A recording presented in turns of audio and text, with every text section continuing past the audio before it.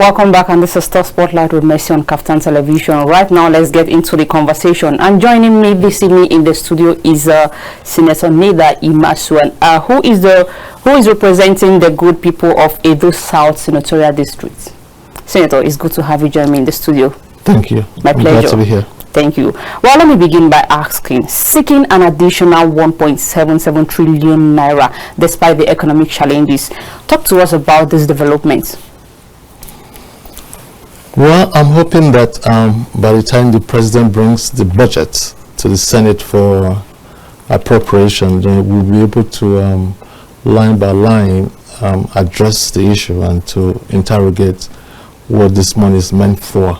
But as you know, the budget has deficit. It's budget deficit that is trying to close up, and part of it is the borrowing, and the second way of getting the money again is from our oil revenue, which is pegged at about $75 per barrel, if I remember. And so putting them together is why he's able to find the 43 trillion budget that he's proposing. So if you ask me what is he going to use the money for, I won't be able to tell you until the budget comes before us, and then we'll be able to address or to interrogate line by line what it is that he wants to spend that money on. But before then, one would wonder, well, viewers, at this point, our phone lines are open for you to call in and join the conversation. One would wonder, is it possible for the Senate to approve a budget it has no clue of? No, we haven't approved the budget. Actually, what we have done is to give him the green light to borrow. So he doesn't have to come back again. By the time he brings the budget of 43 trillion, he's just telling us this is the budget estimate, and this is how he's going to get the money. From the oil revenue, which is a projection of $75 per barrel, and again from this borrowing now, because for the oil revenue, the internally generated revenue, the oil revenue and the rest is not able to fund the budget that he's bringing up, which is in the tune of about 43 trillion. And so he has gone out to look for money to borrow to fill that gap, that deficit, to be able to make up to 43 trillion. So we haven't actually approved the budget. He's not going to spend, he cannot spend that money. As we speak, he cannot spend it because it has not been appropriated for. It's money in pipeline, if you will. But by the time the budget comes, and we will now see all the sectors, what he wants to spend on the sectors: health, education, agriculture, security, and the rest, then we'll be able to interrogate the necessity for this loan. Okay, so but why is there a huge loophole, or rather difference between the 2024 budget and that of the 2025? Because it's ambitious. As at 2025, the 2024 budget was about 27 trillion naira, 27 point something. So, but now looking at the 2025 budget, which is reading about 43 trillion naira. So you can imagine it's almost like times 2 of the previous budget, which is about 66.5 of the Nigeria revenue. So how does that make is there an explanation to that? Well, until we see the budget itself, before we can begin to see why he's so ambitious. It's an ambitious, I must tell you, it's an ambitious budget that he's bringing, and so there has to be also ambitious project to be able to justify why he needs all this money. So again, like I said, if you ask me now, it's as if I'm speaking in hollow, because I haven't seen in details what he needs to spend the money on. But the moment we get that, then we can begin to look line by line to see what he wants, and sector by sector, what he wants to spend the money on. So if you are borrowing these huge amounts for the 2025 budget, then what happens to where is the money from the removal of the fuel subsidy going to? Well, again, these are executive questions, not necessarily for the parliamentarian, because they have removed the subsidy. there's another school of thought which says that it's actually not removed. Paying subsidy, exactly. So that's left to be answered. But Senator, one would there is this one would say, or one would wonder that if the Senate said he's not aware or he has no idea whether we are still paying subsidy or not, it looks like it doesn't look transparent enough, don't you think so? Because it is understandable that the Senate should have an idea. Yes, I wouldn't say that. I wouldn't put it that way, as succinctly as you've put it. What I'm saying, what they're telling us, is that subsidy has been removed, and so we are going by that belief that it's been removed. But we are also not deaf to what others say, either in the newspapers or in some other programs where they believe that no, it's not removed. But the presidency or the government said it's been removed, and so this is what they have as a result. And so they need to do A, B, C, D, to do all these sort of things, and they need this money to do these things. So, like I said, we can't, not until we see the figures, we see the items, exactly what this money is going to. So if it adds up, they'll say, okay, it does add up. If it doesn't, then we'll begin to look at that lacuna and say, well, this doesn't add up to us. So we must see the budget first before we can begin to truly interrogate it. Otherwise, what are we saying here is speculation. Okay, then about the fuel subsidies, since the Senate don't seem to be aware if we are back to paying subsidy or not. So do the Senate have any plans of investigating if we fully removed subsidy or we are back to paying subsidy? Well, is the Senate going to make an investigation on that? Well, do we have any reason to doubt if they have removed or they have not removed? We don't have any reason to doubt it. But you have to be transparent enough to Nigerians. Yeah, because the removal of the fuel subsidy has brought untold hardship to Nigerians. So now coming to Nigerians and telling them that, oh, there is a rumor that we are back to paying subsidy, while some are saying no, we are not paying subsidy. So it should be investigated to be clear, or to tell Nigerians what is actually on board, or don't you think so? Because Nigerians are holding on to the pains they are into now because the fuel subsidy was removed. That's true. That's the word rumor. And we won't dwell on rumor, we will dwell on facts. Okay. And the facts as they give it to us is that they have removed fuel subsidy. And that's what we are working by.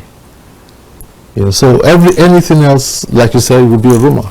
So do you have plans of making any investigation around that? So we only investigate things that is apparent for us to investigate. Although we're not going to go on any expedition to begin to dig into whether or not fuel subsidy. First of all, how are we going to find out? It's from them. NNPC and all those allied agencies that deals with this stuff, and they tell us they removed it. Unless we have other reasons to believe that they have not removed it, then we want to believe that they have removed it. But if there's any reason for us to believe that they have not removed it, and then we will now address the issue. If they have removed it, like you said, the savings from it, I think that's what the issue should be. Exactly. The savings from the removal, what is it being used for? Exactly. Okay. So for me, that's a question that should be asked. If you look at this government, if you ask me, there's a whole lot of things that needs to be addressed. What makes it so difficult is because of the issue of insurgency. A lot of money have been spent on fighting insurgency, fighting criminality, fighting kidnapping, religious uprising here and there, and so on and so forth. And so we have Nigeria is in so much mess, if you will, when it comes to security, that we have to do everything within our power as a nation to make sure that we address that issue, we fight it, and to make sure that it doesn't spread to other parts of the country. And for the past, you wake up any day, there's always one issue about either someone is kidnapped or some community has been invaded, people raped, killed, carted away, and so on and so forth. This is not the story we need to hear. And so the military needs ammunition, the ministry need money, whatever it is that we need to do to address this issue, I think the government will have to do it. And so this is part of what they say is taking bulk of our money. In fighting insurgency and the rest. Senator, you know, when you use the word they say, it's kind of funny, because I don't think the presidency would do anything without the AC, at least the Senate, you know, having a clue of it. So when you say they say, or rather we say, are you people saying we say or they say? No. Or are you making the reference because you're an opposition party? Not necessarily. Well, because I'm a parliamentarian, I'm not a military man. I'm not in the policy-making body of this administration, and so it is the report they give us that we walk by. And so the military comes and say they need XYZ, either ammunition or money to fight insurgency, and then we appropriate it, and we hope that they actually use this money for what has been appropriated for. Okay, then we're still on the 1.77 trillion loan request. So what exactly is the potential implication of that loan, and requesting for particularly financing the 9.7 trillion budget deficit for the 2024 fiscal year? Well, loan by itself is not a bad thing. It is when you take this loan, exactly what do you spend the loan on, that becomes the issue. Okay. The problem for me is that if you take a loan to finance capital projects, we can address the issue of railway as a form of mass transit for citizens. Okay. We can address the issue of buses and so on and so forth. We can address the issue of housing. We can address the issue of education. We're going to address the issue of health, you know, in all of this conversation. If that's what we take the loan for, that's well and good. But if we are taking this loan to pay salaries, to do other things that are not capital intensive, or that it doesn't have a commensurate return to us, to the country, I have a problem with that. Especially when you know now that we have crossed the threshold of 50%. That is loan to GDP. We've crossed 50% already. For me, that's worrisome. Okay. We shouldn't be there at all. But that's where we are. And therefore, we have to be very critical in scrutinizing the budget and see that this loan that we are now taking must address critical issues and not frivolous issues. And so we have to wait and wait for the budget to come, and then we can begin to interrogate them. Okay. So how would the proposed borrowing impact the Nigerian foreign exchange reserve, and what's the relationship with financial institutions? Well, borrowing, again, going back to borrowing is one thing that look at yourself. You earn. We're already paying about 33 or 34, almost 36 percent on our loan. Okay. That is whatever we earn. 36% of it is already being used for that loan. Again, that is not good. So look at your household, for instance. If your income is 100 naira, you're already spending 30 plus naira in loan. Then few things will suffer in the house that you cannot address anymore because of that. And so you have to look at the reason why you're borrowing the loan. If you are borrowing the money to also do things that can yield income back to the home, then that is very good. But if you are borrowing the loan to make your hair, to go to movies, to buy new cars, and so on and so forth, then it's a misplaced loan that you have gotten. And so that's how I'm looking at the whole scenario when it comes to national budget. This money, what are we spending it on? If it's something that is going to generate income, for instance, if we do railway, for instance, not only will it not alleviate the suffering of Nigerians in commuting from home to work, from work to churches or mosque or wherever, but it also generates income. And so if you take a loan to do that, within a period of time, from that business, you can get enough money to pay back that loan and then begin to earn income on it. So those are kind of projects that I believe that the government should begin to embark on, because not only will it not help the average Nigerian, it will also become a source of income, no matter how far future it is. So these are things I'm looking at. But then the fact that you stated that our borrowing limit is worrisome. It is worrisome. Yeah, very worrisome. And there are a lot of questions around the swift approval of this loan by the Senate. So I want to understand, did the Senate do enough analysis to consider the long-term implication of this borrowing? Well, yes. You also don't want to tie down the hands of this executive in doing their jobs.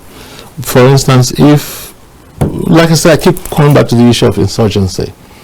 If the military come and they say they need money, and we don't have the money, and we need to borrow this money for them to fight, to do what they are doing, where you begin to balance it, do we not borrow and let us fall into a chaotic situation, or do we borrow so that we can at least have some peace of mind? But then, do you think so much has been done in the security aspect? Because we keep now there is an emergence of new terrorists, which is known as the Lukrawas, and so year in year out, you're trying to tell us now, you're trying to tell Nigerians that a lot of money is being pumped into our military sector, but then we can't, some part of the country can't even sleep with their eyes closed. But Senator, before you continue, I want someone to join us on the conversation. Oh, we lost that caller. Please, so do you think this government has done so well in security aspects? Because we are trying to, you want to believe now maybe, although perhaps those loans, a lot of them are being put in the security sector to fight insecurity and insurgents. But looking at what the security situation tells us every day, do you think this government is doing so well? It's good to have you, Jamie, on the show. Good evening. Good evening. We're glad to have you. Your name and where you're calling us from? Good evening. My name is Andrew. Andrew. All right, please go ahead with your thoughts. You have just 60 seconds. I'm from Lagos. All right, I'm listening. I can say this our government is a scammer. In fact, I believe that there's something that they hide under that their cap that they are wearing. Okay, but then let me remind you that you have to be polite with your words. Can you hear me? Please try as much as you can to be polite. We're tired of all of them and see them. Okay. So they are just borrowing, just a rubbish. They are doing nothing in that place. We're tired of them. All right, thank you. Your thoughts are well noted. So, Senator, please tell me, are we doing enough in the security aspect, since we want to believe that enough money is being pumped, or so much money is being put into the security sector to fight insurgents? Well, it's a good question. For me, a lot still needs to be done. I still believe that a lot still needs to be done, because when you're fighting a situation that is not improving, you don't seem to be getting the necessary result. Okay. It's something you have to worry about. But you ask another question. Yeah. What would have been the outcome if they were not fighting at all? Okay. And so, again, it's a very dicey situation. The military says they're doing their best, but we're also saying that their best should be improved upon. Okay. For now, their best is not good enough. And so they need to work hard. But you see, there's a commander-in-chief. The Senate is not a commander-in-chief. There's a commander-in-chief who hires and fires in the sector, whether the military or whatever it is. There's a security advisor to the president, and some other advisors that advise him on the security situation in the country. He gets briefing. We don't get briefings on the security situation, I believe, if not every day, every other day.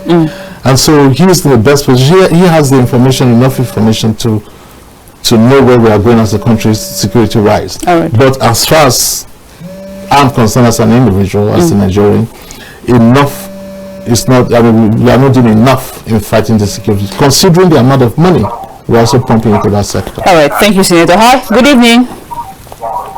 Hello? Good evening. I can hear you. Good evening. Good evening. Glad to have you join us. Your name and where you're calling us from? My name is Gani from Lokoja. All right. Please go ahead with your contribution.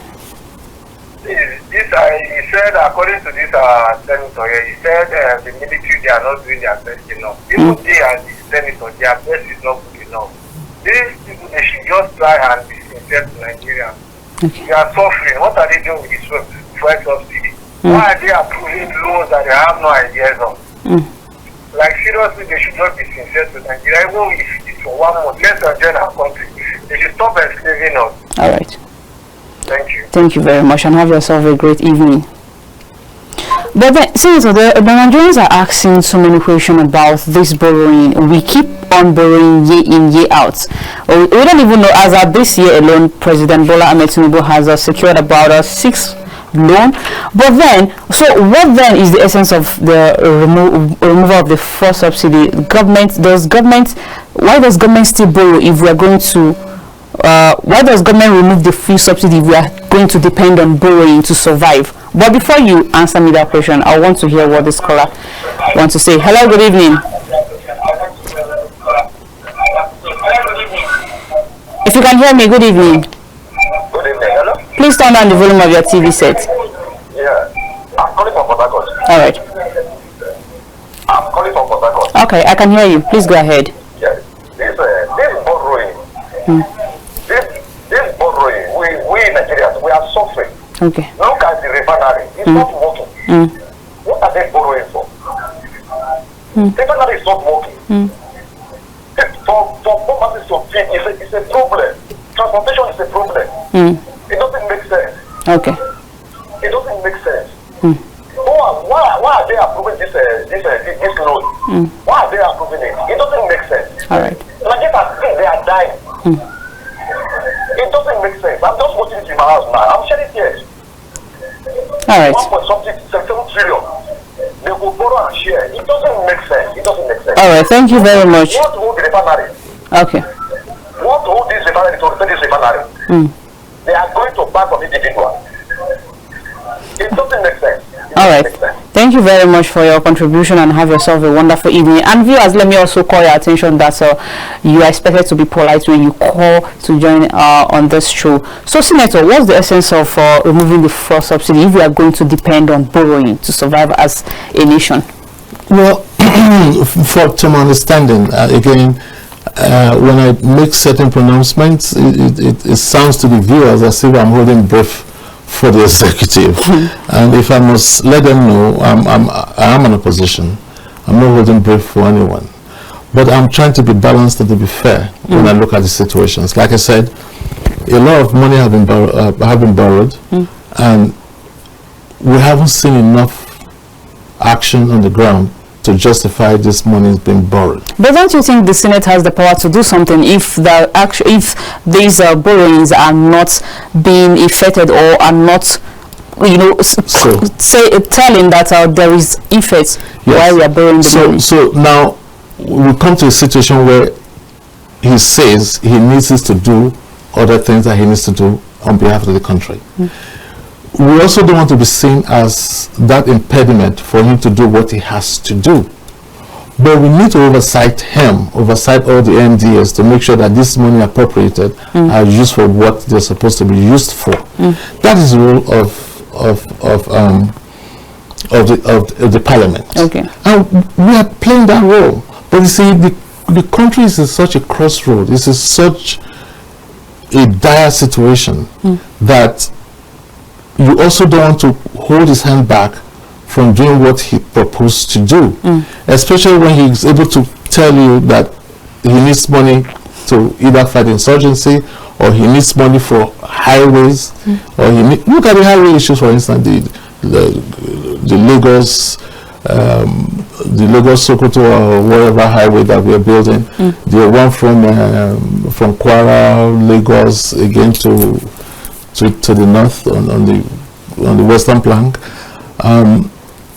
Some of us are asking, instead of doing those roads, what about the internal roads that we already have, that are already bad, that needs to be addressed? They need to be resurfaced, they need to be rebuilt.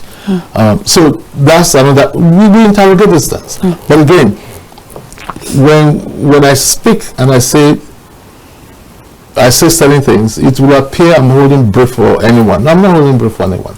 That's why I made it out clearly that enough, considering the kind of money we have given to the military, we are not getting what we're supposed to be getting as a nation, because we have spent so much money in that sector, and we believe that by now insurgency should be reduced. But they are also telling you that insurgency is reduced, that if they have not even done as much as they have done, maybe some of us would have been overridden already. So you look at it from all angles and see where the nation is. We can do better than this. Nigerians are suffering. No two ways about it. Even if it's not you, you have relatives. And as parliamentarians, our phones are filled up every day of requests of a grown man who has a job but still cannot feed his family, because inflation has gone off the roof. We have 33% inflation as of today. I mean, that's which country can one man or woman can live under that harsh inflationary figure? It's difficult, no doubt about that. But the question is, what do we do? We have a government in place. We have a government that has its own policy in place. We have a government who believes that this policies is what is going to take us out of the woods. And they are also asking, give us time. Because whatever policies they say they put in place needs time to fruition. Now, are you going to stand in their way, or are you going to say, okay, let's see how far you can go with this? So I think that's where we are. We don't want to be seen as someone that as a body that is actually standing in their way. Because they're asking for time. It's less than a year and a half. It's about a year and a half into his administration. And yes, a year and a half is enough for us to begin to see some relief in the hardship that the Nigerians are facing today. But if you also listen to the World Bank or IMF, they tell you the same thing, that yes, they have good policies, they say it, but they're also saying that Nigerians are in a very harsh or poor situation. The economy, we are hungry and all that. That is true. So how do you balance this two? Do they sit and do nothing or do something? Do we give them more time or see how much time we can give them? So these are all precarious questions, and anger is not going to solve it. Okay. Anger is not going to solve it, and for us to have a deadlock is also not going to solve it. Okay. We are having a dialogue, and we are hoping that when this budget comes, we will be able to interrogate it truthfully and honestly, and begin to advise and to say, this we will approve, this we will not approve, that we will approve, and so on and so forth. Okay, but then, Senator, don't you think you said the executive has the final say, and you don't want to, the parliament don't want to be seen as an obstruction to the intention of the executive, but then you would agree with me that there are people who voted you in there to represent them. Okay, have you in a way tried to communicate to the executive, that's the presidency, about the reality at hand? Because I remember a time in the House where Senator Ali Ndume raised that concern, and which led to his suspension or removal as the chief whip of the Senate.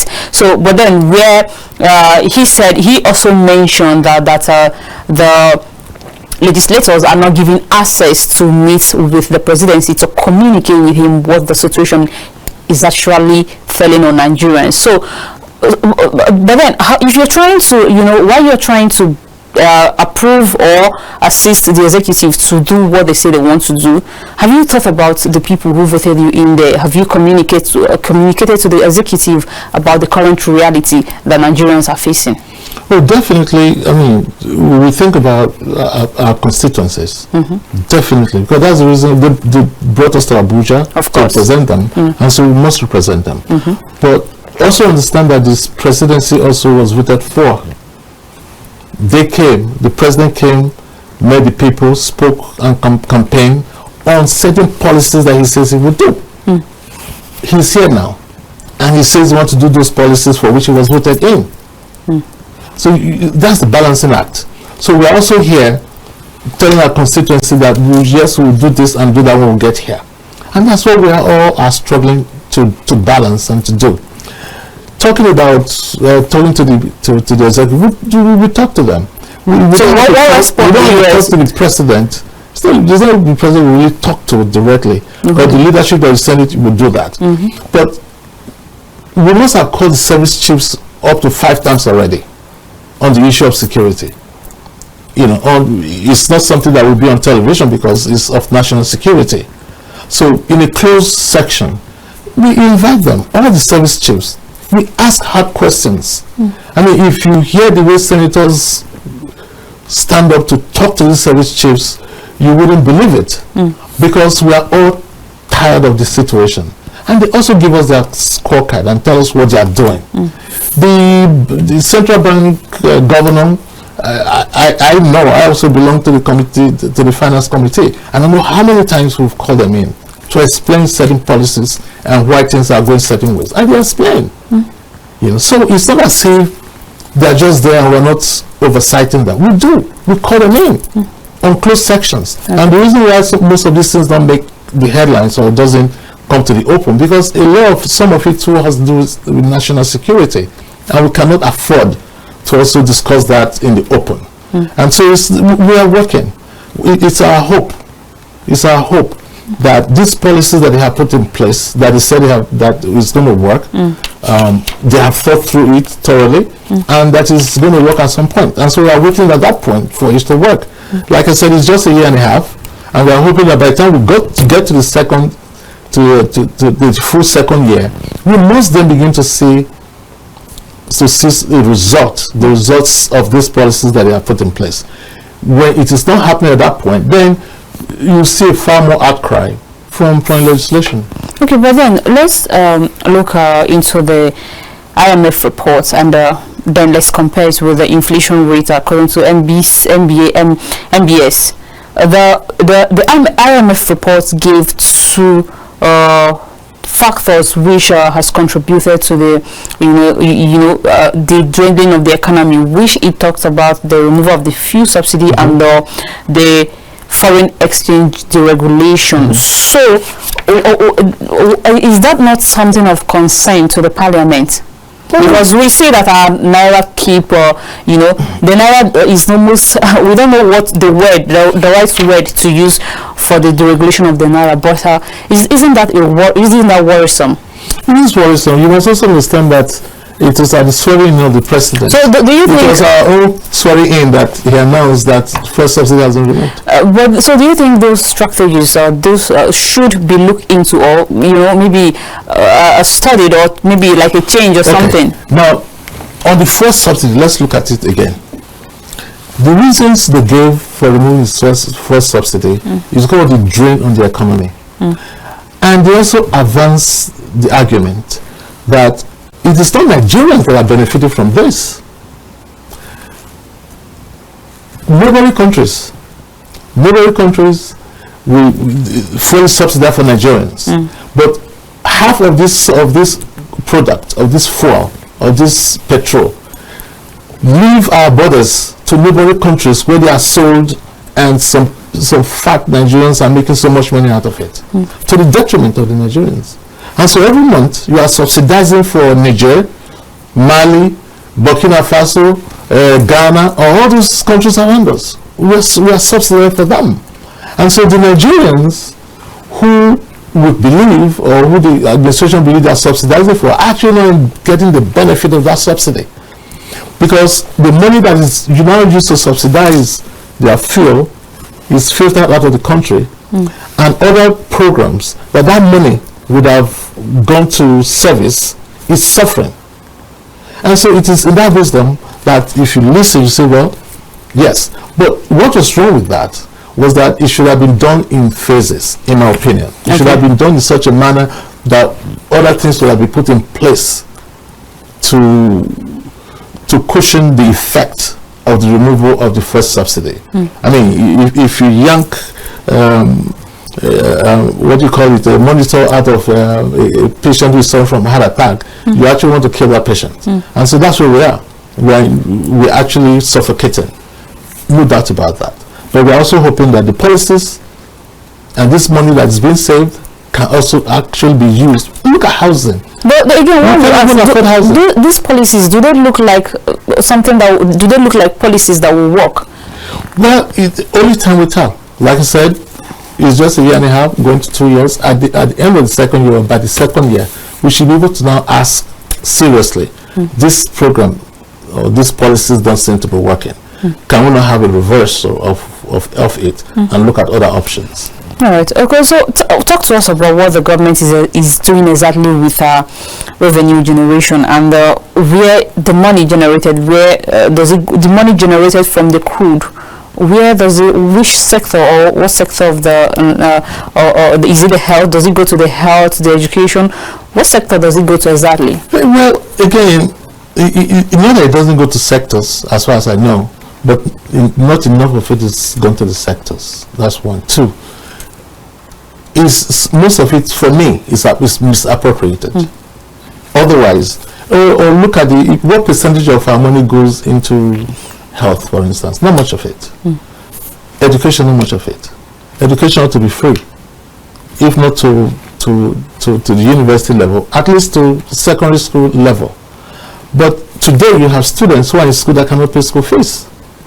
I mean, this is a situation that we face every day as parliamentarians. You go to some schools and they tell you that school fees is a problem. Parents complain that they cannot pay their wards school fees and so on and so forth. So we are beginning to ask now, what sector is actually benefiting exactly from this money? And that's where the budgeting come in, and that's where the oversight come in. And so we are hoping that this new budget, that when it comes, we'll be able to thoroughly interrogate and see how much of it goes to these critical sectors, and to see how much we can police this money to make sure that it's used for exactly what it's meant to be used for. Okay, now I would want to get your thoughts on what you make out of when we talk about good leadership. The former president Olusegun Obasanjo gave a speech about the leadership skill in Nigeria, where he talked about the INEC body needs to be thoroughly vetted on. Because we can't talk about a progressive economy without good leadership. So, and then the presidency has replied, the former president, about his ways. But then, if going by your own perception, what do you make out of the speech or the ways of the former president? Well, His Excellency Olusegun Obasanjo is a Nigerian. He's a stakeholder. Not just because he's a two-time head of state, and not just two-time head of state as a military man, head of state as a civilian, where he did his 8 years, but also as a Nigerian that has a right to air his opinion on the situations or what is going on in his country. You have that right, I have that right, viewers have those rights. Now, what makes the difference between Obasanjo making those words and you and I saying the same thing is because of the caliber of him, because of his stature in the society. So he's free. The Constitution allows him the freedom of speech, and and as a Nigerian, as a stakeholder, he also has an opinion about how his country ought to be run. If he sees anything wrong, like anyone else, he's free to air his opinion. Now, the response from the administration for me was too harsh. It was unnecessary, totally unnecessary. It doesn't matter how much I don't want to use the word hatred, but how much disagreement two parties have. When they talk to each other, there are some truth in what they say to each other. And if we are able to pick out the truth from what we hear from those we disagree with, it goes a long way to help us to grow. And so from the administration, if they listen to what he said and say, oh yes, this is right, or they don't need to come out and say, oh, Obasanjo is right, but they can act on it by way of an advice. But to come back and throw tantrums or abuse or all these sort of things at Obasanjo, for me it was unnecessary. at all. It was a distraction of some sort, and it wasn't necessary. Okay, then about the leadership, if we must talk about good leadership, we fail not to recognize the INEC body. But coming from Edo State, of course, just about last month there was a recent election in your state. Then, in trying to curb corruption in the leadership system, would you say the election which took place in your state not too long, would you say it was credible enough? Well, I went to vote, and in my polling station I voted, waited around for maybe an hour, and then I left. Is it credible? Well, they're in court. The PDP is in court, APC is in court. I'm Labour, we are not in court. So let the court tell us about the credibility. But my problem again is that INEC, my problem with INEC is a very simple one. INEC comes up with policy. We are going to use IREV. We are going to use this, we're going to use that. As a policy. We almost swear to it that this is what we're going to use. And then comes that election. And they begin to give you excuses why that is not used. Or why they cannot use it. Or why it is used as faulty. Or they give this sort of questionable assertions about what is already told us they're going to use. And so it creates doubt in the minds of voters. That's the problem I have with them.